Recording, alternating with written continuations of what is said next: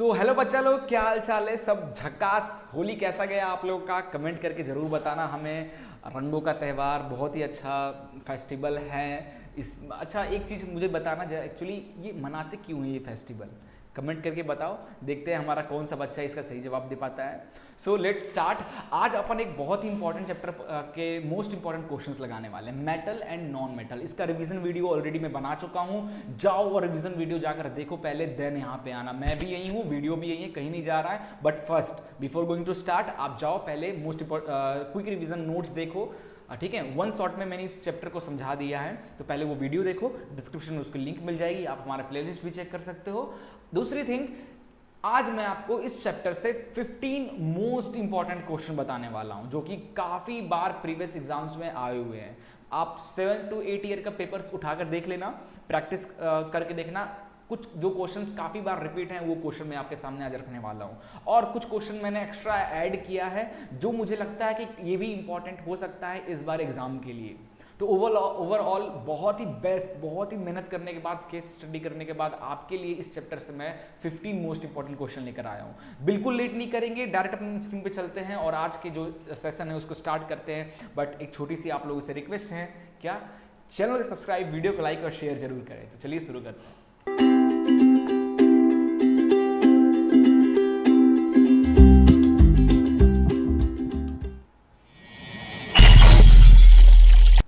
So chapter number 3, metals and non metals. Exam practice 2021 class 10th का most important question हम इस topic से लगाने वाले हैं, वो भी रिड्यूस सिलेबस के अकॉर्डिंग, ठीक है। सो अपन इस चैप्टर से काफ़ी ज़्यादा तो नहीं, थोड़ा बहुत चीज़ें कटा हुआ है इस चैप्टर से, तो वो चीज़ हम आपको उसके क्वेश्चंस भी इस वीडियो में नहीं है। तो रिड्यूस सिलेबस के अकॉर्डिंग जो चीज़ें आपके एग्जाम्स में आ रहे हैं इस साल, उसी बेस्ड पे आपके लिए मैंने क्वेश्चंस लेकर आया हूँ। सो बिल्कुल लेट नहीं करेंगे, स्टार्ट करेंगे। बट उससे पहले बताओ यार, कैसा गया आप लोग का होली? मैंने तो यार जम के मस्ती की, आप बताओ अपना कि आपकी होली कैसी गई। अगर देखा जाए तो पूरा एक साल हो गया है। पिछले साल लॉकडाउन लगा था और फिर से ये माहौल स्टार्ट हो रहा है, जो कि ऐसा नहीं होना चाहिए, है ना। आप थोड़ा सा सेफ रहो, ज़्यादा ढीला मत होना। पहले की तरह जैसे लॉकडाउन लगा था, आप जिस तरीके से डर रहे थे वैसे ही डरना ज़रूरी है। यस, हर जगह डरना ज़रूरी है, डर के आगे ही जीत है, ठीक है। चलिए अपन स्टार्ट करते हैं। स्क्रीन पे पहला क्वेश्चन, बहुत ही इंटरेस्टिंग क्वेश्चन आपके सामने पे है, ठीक है। चलो इसको आप क्वेश्चन को करो, तब तक मैं जरा इसको ठीक कर लूँ यार, ये क्यों नहीं चल रहा है। Okay, now that's good. चलिए, explain the meaning of malleable and ductile. ये मैं आपको रिवीजन वीडियो में बहुत अच्छी तरीके से समझाया था। मैलेबिलिटी और डक्टिलिटी क्या होता है? मैलेबिलिटी यानी आप किसी भी मेटल को हैमर से मार मार के उसे इस तरीके से सीट फॉर्म में कन्वर्ट कर देना, that is the malleability of that metal. और डक्टिलिटी क्या होता है? किसी भी मेटल को स्ट्रेच करोगे तो वो वायर के फॉर्म में कन्वर्ट हो जाना, दैट इज डक्टिलिटी। तो यार सर इसमें कुछ समझ नहीं आया, क्या है? तो यार देखो, मैलेबिलिटी में क्या करो, आप हैमर से प्रेस करके, हैमर से क्या कर रहे हो, हैमर से बीट कर रहे हो ना। हैमर, थॉर का हैमर बना देता हूं पुराना वाला। क्या कर रहे हो? बीट करो, यानी कॉम्प्रेसिव फोर्स एक्ट करते हो ड्यूरिंग मैलेबल के केस में, ठीक है, मैलेबल के केस में। और डक्टाइल के केस में क्या करते हो, आप उसको इधर से खींचते हो और इधर से भी खींचते हो, तो आपका जो मेटल है वायर फॉर्म में बनता जाता है। तो यहाँ पे आप टेंसाइल फोर्स लगाते हो। टेंसाइल फोर्सेस बहुत टाइप के होते हैं, है ना। अपन अभी सिर्फ दो ही है, एक कॉम्प्रेसिव और टेंसाइल ही पढ़ेंगे। इससे कॉम्प्रेसिव यानी किसी चीज को ऐसे दबाने वाला फोर्स, कॉम्प्रेसिव फोर्स, और टेंसाइल इसको बाहर की तरफ खींचना, दैट इज टेंसाइल फोर्स। तो मैलेबिलिटी में हम कॉम्प्रेसिव फोर्स लगाते हैं, ठीक है। और डक्टिलिटी में हम क्या करते हैं? टेंसाइल फोर्स लगाते हैं। ये सबसे बड़ा डिफरेंस है, इस पे ही नंबर मिलेंगे, ठीक है। चलिए नेक्स्ट क्वेश्चन चलते हैं। अगला क्वेश्चन है, why is sodium kept immersed in kerosene oil. Sodium को हम केरोसिन ऑयल में क्यों डुबा कर रखते हैं, क्यों हम इमर्स्ड करके रखते हैं? देखो यार, मैं धीरे धीरे क्वेश्चन का लेवल बढ़ाऊंगा, शॉर्ट आंसर फिर लॉन्ग आंसर, इस तरीके से लेवल बढ़ता जाएगा। टोटल 15 क्वेश्चन इस चैप्टर से मैं आपके लिए लेकर आया हूं, ठीक है।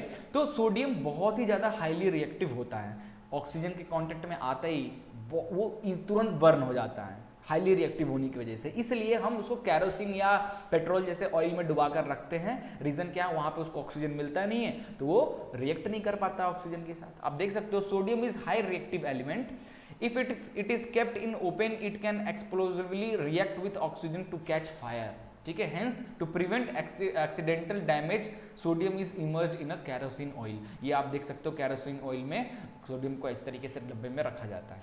चलिए अगला क्वेश्चन अपन जल्दी जल्दी करेंगे, ठीक है। Which gas is produce when dilute hydrochloric acid is added to a reactive metal. यार जब हमें पता है, पिछले चैप्टर में भी हमने पढ़ा था, metal react with acid to form metallic salt और हाइड्रोजन गैस, यहां भी वही होगा।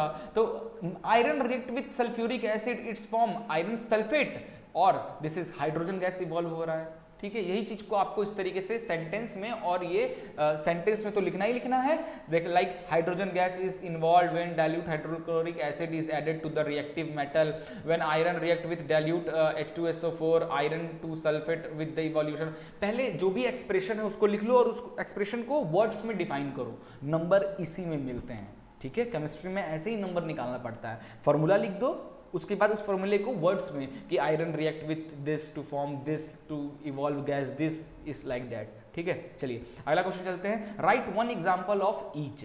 अ metal which is so soft that it can be cut with knife and non metal which is hardest substance. हम जानते हैं मेटल हार्ड होता है और नॉन मेटल सॉफ्ट होता है, बट कुछ एक्सेप्शन भी हमने पढ़ा था, कुछ एक्सेप्शन है। सारे मेटल हार्ड तो होते हैं बट एक मेटल सॉफ्ट होते हैं जो इजीली नाइफ से कट जाता है, उसका नाम सोडियम। यस सोडियम, वही कैरोसिन में डुबा के रखने वाला सोडियम, ठीक है। और नॉन मेटल ऐसा कौन सा है जो बहुत हार्ड है, डायमंड, कार्बन से बना हुआ, दैट इज डायमंड, ठीक है। अब metal and non metal which exist in liquid at room temperature. Metal तो हार्ड होता है, फिर वो लिक्विड कैसे?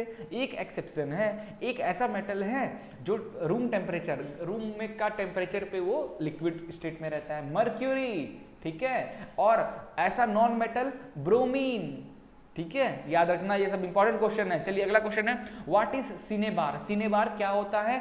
How is metal extracted from cinnabar, explain briefly. देखा जाए तो ये क्वेश्चन आपके सिलेबस में नहीं है, जी हाँ, ये क्वेश्चन क्योंकि मेटल एक्सट्रैक्शन प्रोसेस इस चैप्टर से कट कर दिया गया है, डिलीट कर दिया गया है बिकॉज ऑफ कोविड-19, ठीक है। तो ये टॉपिक नहीं है, फिर भी अगर आप जानना चाहते हो, अगर कुछ मुझे लगा कि शायद ये क्वेश्चन इंपॉर्टेंट हो सकता है तो मैंने इसको इंक्लूड कर दिया है। अगर आप इसको छोड़ भी देते हो ना, कोई फर्क नहीं पड़ता। तो क्या होता है, सिनेबार इज HgS इज को ही सिनेबार कहते हैं, mercury sulphide. When mercury is obtained by roasting cinnabar, HgO formed is thermally unstable and gives mercury, ठीक है। तो 2HgS को ऑक्सीजन से रिएक्ट करा के HgO बनाते हैं, फिर इसको हीट करते हैं तो ये Hg और O2 बन जाता है, and then Hg is known as हमारा मर्क्यूरी, ठीक है। चलिए mercury can be purified by, फिर डिस्टिलेशन प्रोसेस से हम उसको प्योरीफाई करके मर्करी निकाल लेते हैं सिनेबार से, ठीक है। चलिए अगला क्वेश्चन है, right the electron dot structure for potassium और क्लोरीन। पोटेशियम के जिसका एटॉमिक नंबर कितना होता है बताओ जरा, एटॉमिक नंबर भैया याद कर लो, कम से कम 1 से लेकर 20 तक का जितने एलिमेंट्स हैं उनके एटॉमिक नंबर, उनके मास याद कर लो, हजारों ट्रिक्स मिल जाएंगे याद करने का, कर लो याद, ठीक है। दूसरा है क्लोरीन, क्लोरीन तो एटॉमिक नंबर है 17 और इसका 19, ठीक है। पोटेशियम का 19 हो गया। तो देखो पोटेशियम में का एटॉमिक नंबर 19 है, तो जितने एटॉमिक नंबर होते हैं किसी भी एलिमेंट का उसके अंदर उतना ही इलेक्ट्रॉन होता है, हमें पता है।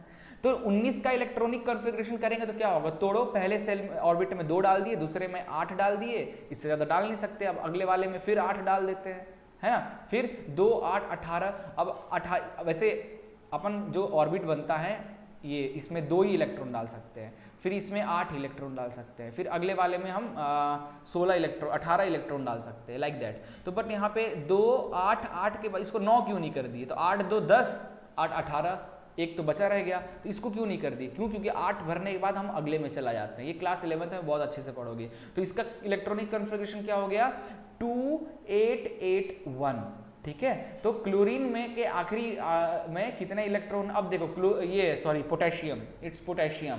तो पोटेशियम में से अगर हम एक इलेक्ट्रॉन को निकाल दें, पोटेशियम एक मेटल है, तो मेटल क्या करता है, इलेक्ट्रॉन को इलेक्ट्रॉन डोनर होता है, दे देता है, ठीक है।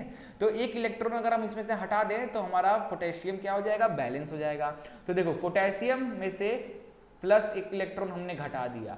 और क्लोरीन को देखो, क्लोरीन का 17 होता है तो इलेक्ट्रॉनिक कॉन्फ़िगरेशन 2 8 2 10 7 17, तो एक इलेक्ट्रॉन इसको दे दें तो नॉन मेटल है क्लोरीन, क्लोरीन नॉन मेटल है तो इसको एक इलेक्ट्रॉन चाहिए, तो ये 8 हो जाएगा और ये स्टेबल हो जाएगा। तो क्लोरीन में एक इलेक्ट्रॉन को ऐड कर दे तो बन गया क्लोरीन माइनस, और क्लोरीन पोटेशियम में से एक इलेक्ट्रॉन घटा दिए तो बन गया क्या, के प्लस बन गया। सो के क्लोरीन और ये दोनों आपस में रिएक्ट करेंगे, ठीक है। क्लोरीन के पास एक इलेक्ट्रॉन है, इसके पास 7 इलेक्ट्रॉन है, ये क्या करेगा, इसका इलेक्ट्रॉनिक कॉन्फ़िगरेशन याद करो, अगर आप भूल गए हो तो कैसे करते थे हम लोग। क्लोरीन का के पास एक आखिरी सेल में एक इलेक्ट्रॉन है तो इसको एक इलेक्ट्रॉन रखो इस तरीके से, प्लस सॉरी पोटेशियम के पास, क्लोरीन के पास 7 इलेक्ट्रॉन है तो 1 2 3 4 5 6 7 इलेक्ट्रॉन। अब ये क्या करेगा, इसको दे देगा, तो दे दिया तो क्या हुआ, या इलेक्ट्रॉन निगेटिव चार्ज इस पोटेशियम से निकल गया, यानी इस पोटेशियम की पॉजिटिविटी बढ़ गई तो प्लस आ गया, और क्लोरीन में निगेटिव ऐड हो गया यानी उसकी निगेटिविटी बढ़ गई, ठीक है। तो क्लोरीन माइनस, ओके, ये आपका हो गया आपका KCl का डॉट स्ट्रक्चर। इस तरीके से बनाना है, याद रखना। Name the ion present in the compound, तो इसमें एक कौन से, एक K प्लस और Cl माइनस, ये आयन ही तो है, तो KCl has K plus and Cl ion. और ये जो हमारा हुआ ये क्या हुआ, ionic compound, this KCl is a ionic compound. क्यों, क्योंकि KCl के अंदर एक K और एक Cl आयन होते हैं, है ना। और वही हम जब कोवेलेंट बॉन्डिंग पढ़ेंगे तब हम देखेंगे कोवेलेंट बॉन्डिंग में ना आयंस नहीं, कोवेलेंट बॉन्डिंग वाले जितने भी कंपाउंड्स होते हैं ना वो इलेक्ट्रिसिटी कंडक्ट नहीं करते। क्यों, क्योंकि उसके अंदर आयंस नहीं होते। आयोनिक बॉन्डिंग के अंदर आयंस होते हैं। ये सब जो है ना, ये आयोनिक बॉन्डिंग यानी आयोनिक बॉन्डिंग यानी क्या होता है बच्चों, आयोनिक बॉन्डिंग यानी ट्रांसफर ऑफ इलेक्ट्रॉन्स, ठीक है, एक से दूसरे के पास, दैट इज आयोनिक बॉन्डिंग। और कोवेलेंट बॉन्डिंग क्या होता है, sharing of electron, not transfer, only sharing. तो जब शेयर कर ले रहा है तो वो तो आयंस बन ही नहीं रहे, आयंस बन नहीं रहे तो कैसे इलेक्ट्रिसिटी कंडक्ट करेगा। एक ये थोड़ा सा ज़्यादा मैंने खींच दिया, इसलिए आपको काफ़ी सारी चीज़ें थोड़ी बहुत क्लियर हो गई इस टॉपिक से। चलिए अगला क्वेश्चन चलते हैं। Why do ionic compound have high melting point, ionic compounds की मेल्टिंग पॉइंट बहुत हाई होती है एज कंपेयर टू कोवेलेंट। क्यों भैया, ionic compound have strong electrostatic forces of attraction between ion, जैसे हमने K पढ़ा, Cl माइनस पढ़ा, इनके बीच में जो इनके आयंस बीच में जो फोर्स ऑफ अट्रैक्शन है बहुत ज़्यादा होता है, इजीली वो ब्रेक नहीं होता है, इसलिए उसकी मेल्टिंग पॉइंट बहुत ज़्यादा हाई होती है। Therefore it requires a lot of energy to overcome this forces, that's why ionic compound have high melting point, याद रखना। चलिए अगला क्वेश्चन चलते हैं। What chemical process is used for obtaining a metal from its oxide.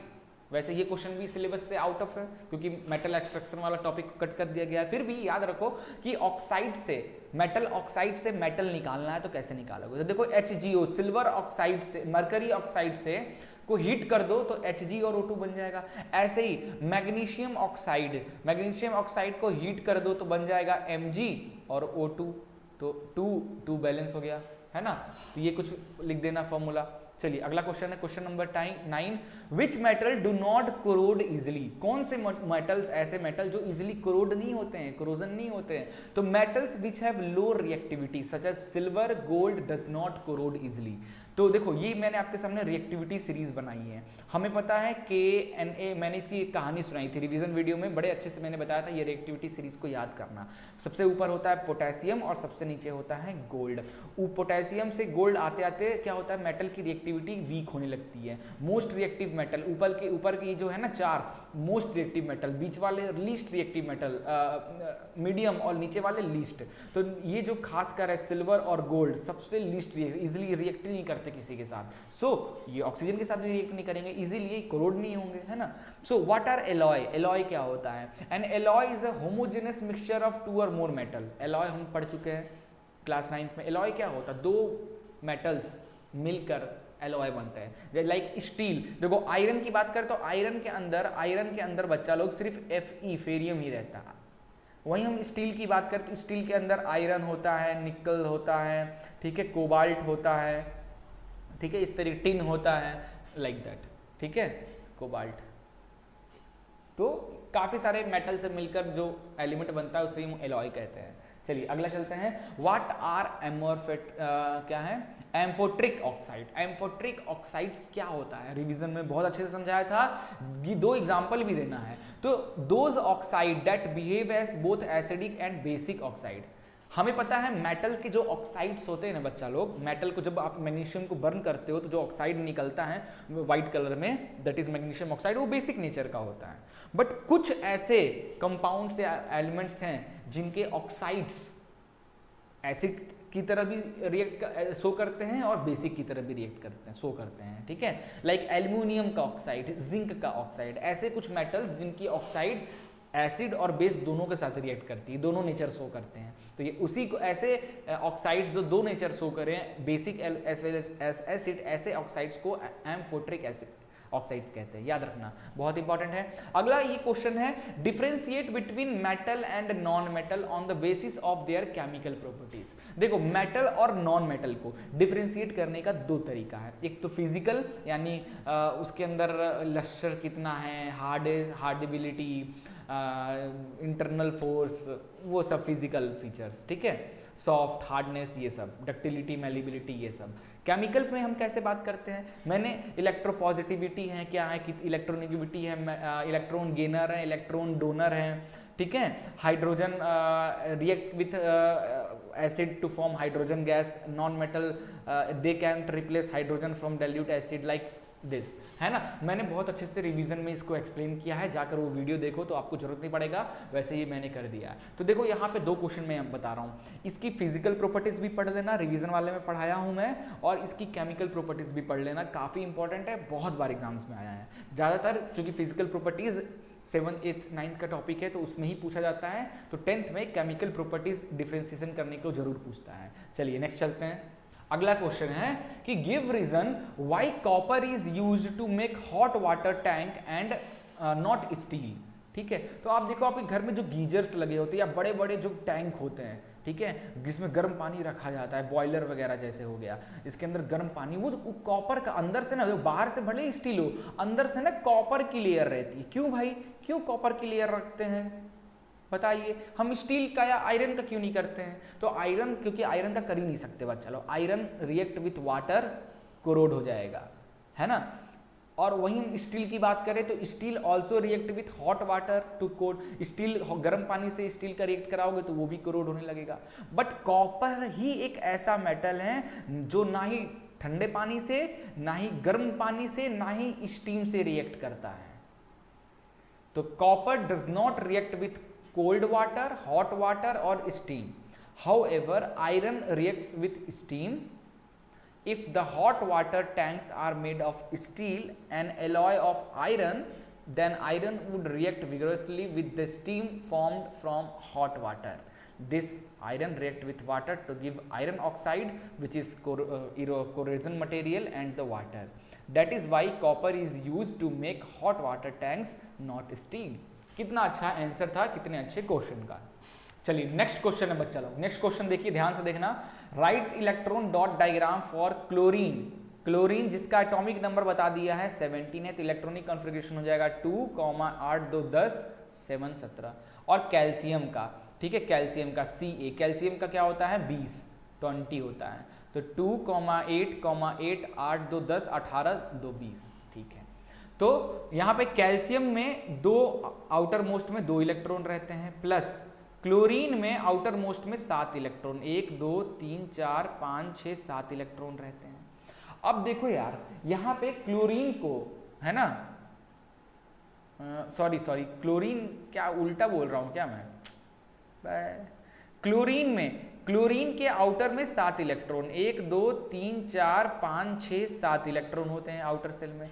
वहीं हम calcium की बात करें बच्चा लोग, कैल्शियम में हमारे कितने इलेक्ट्रॉन होते हैं, 8, 2, 10, 8, 2, 10, 8, 18, 2 इलेक्ट्रॉन होते हैं, 2 इलेक्ट्रॉन होते हैं। तो देखो कैल्शियम क्या करेगा, मेटल है तो अपने नॉट मेटल, अब क्या कैल्शियम क्या करेगा, alkali metal, yes alkali metal. Calcium क्या करेगा, ये 2 इलेक्ट्रॉन को अगर हटा देता है तो ये 2, 8, 8 बन जाएगा और ये स्टेबल हो जाएगा, है ना।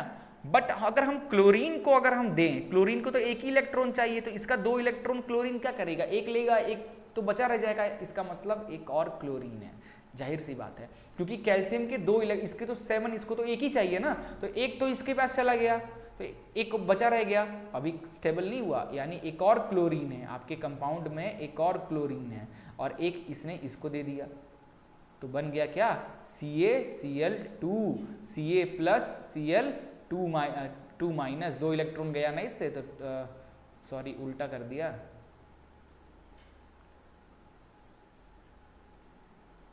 Ca से 2 इलेक्ट्रॉन गया तो उसकी पॉजिटिविटी 2 प्लस बढ़ जाएगी, क्लोरीन Cl2 एक ही, 2 क्लोरीन में एक एक तो माइनस, लाइक दिस, ये आपका हो जाएगा electronic dot structure. I think अभी आपको अच्छे से ये चीज दिख रहा होगा। Now identify the nature of above compound, explain 3 physical properties of such compound. ये जो कंपाउंड बना है इसकी कुछ प्रॉपर्टीज के बारे में बताइए। तो it is hard and solid क्योंकि कैल्शियम क्लोराइड है, नमक, ठीक है। It has high melting point क्योंकि आयोनिक बॉन्डिंग हो रही है यहाँ पे। It is soluble in water, chlorine है तो पानी से सॉल्यूबल होगा ही। तो ये कुछ प्रॉपर्टीज है, आप इसको लिख सकते हो। चलिए नेक्स्ट क्वेश्चन देखते हैं। नेक्स्ट क्वेश्चन कह रहा है that is right balanced equation for the reaction. इस चैप्टर में कहां से आ गया बैलेंस इक्वेशन यार, वो तो पिछले चैप्टर में था ना, ठीक है कोई बात नहीं। Aluminium when heated in air write the name of product. Aluminium, तो aluminium Al react with O2 और हीट करेंगे तो बन जाएगा Al2O3, याद रखना। The product formed is aluminium oxide, ठीक है। Iron react with steam, iron फेरोक्साइड बन जाएगा, डेट इज कोरोजन पार्ट, और हाइड्रोजन गैस निकलेगा। Calcium react with water, calcium hydroxide और वाटर। ये कुछ इंपॉर्टेंट फॉर्मूला याद करना पड़ेगा बच्चा लोग, ठीक है। Calcium with water, why does calcium start floating in water. Calcium जब वाटर के साथ रिएक्ट करता है तो क्यों वो ऊपर फ्लोट करने लगता है, इसलिए कि जो हाइड्रोजन गैस निकलता है ना वो कैल्शियम के चारों तरफ घेर लेता है और उसके बबल्स क्या करते हैं, हाइड्रोजन को ऊपर लेके चले जाते हैं। The bubbles of hydrogen stick to the surface of metal, that's why it's float, ठीक है। चलिए अगला और लास्ट क्वेश्चन इस चैप्टर का, write the names and symbols of 2 most reactive metal. Most reactive metal, ऊपर वाले अपन कहाँ था मोस्ट रिएक्टिव मेटल, ये रहा मोस्ट रिएक्टिव मेटल, ये देखो पोटेशियम और ये सोडियम मोस्ट रिएक्टिव मेटल है, ठीक है। तो याद कर लो भाई, मैं बार बार कर रहा हूँ, रिवीजन वाली वीडियो जाकर देखो, मैंने ट्रिक बताया है इसको याद करने का, ठीक है। चलिए लास्ट क्वेश्चन चलते हैं, तो बताना है नाम। तो potassium and sodium are the 2 most reactive metal, K एंड Na are electronic structure, are they have 1 valence electron. क्योंकि पोटेशियम और सोडियम, तो देखो explain by drawing electronic structure how any one of 2 metal react with halogens. Halogens क्या होते हैं, जो last में होते हैं, मतलब हैलोजन लाइक फ्लोरीन, लाइक है ना। So where F is the fluorine. तो देखो जो हमारा कैल्शियम है इसके भी आउटर में 1 इलेक्ट्रॉन होता है, सोडियम के भी, सोडियम का एटॉमिक नंबर 11, ठीक है। तो 2 8 1, तो आउटर मोस्ट में 1 है। वहीं हम पोटेशियम की बात करें तो पोटेशियम 2 8 8 और 1 19 होता है, तो 1 दोनों में। तो यार और फ्लोरीन जो हैलोजन जो फ्लोरीन होता है उसके आउटर में 7 इलेक्ट्रॉन होते हैं, उसको 1 चाहिए रहता है। तो क्या किया, इसने इससे ले लिया, इसने इससे ले लिया और बन गया लाइक दिस, ओवर। नाउ इसकी फिजिकल और केमिकल प्रॉपर्टीज के बारे में कुछ बताइए। तो दे हैव हाई मेल्ट, क्योंकि आयोनिक बॉन्डिंग है तो सब में लिख देना high melting point. They are soluble in water, yes. They conduct electricity, ionic compound है तो conduct electricity in molten state, जाहिर सी बात है। They are solid and somewhat hard. ये सब तो क्या फालतू क्वेश्चन, ठीक है। चलिए बस इस चैप्टर में इतने ही मोस्ट इंपॉर्टेंट क्वेश्चन थे, ओके। वैसे ये चैप्टर के कुछ पार्ट्स अगर कट नहीं होते तो और भी टफेस्ट क्वेश्चन इसमें आ जाता। मेटल एक्सट्रैक्शन प्रोसेस है ना, बहुत सारे अच्छे अच्छे क्वेश्चंस बनते हैं, बट क्योंकि वो टॉपिक कट कर दिया गया है, सो जितने क्वेश्चंस मैंने कराया ये प्रीवियसली काफ़ी बार आया हुआ है, काफ़ी इंपॉर्टेंट क्वेश्चंस हैं, इनकी प्रैक्टिस तो जरूर करके एग्जाम में आपको जाना है। मिलते हैं नेक्स्ट वीडियो में एक नए चैप्टर के इंपॉर्टेंट क्वेश्चन के साथ, तब तक लिए goodbye, keep inside, keep safe.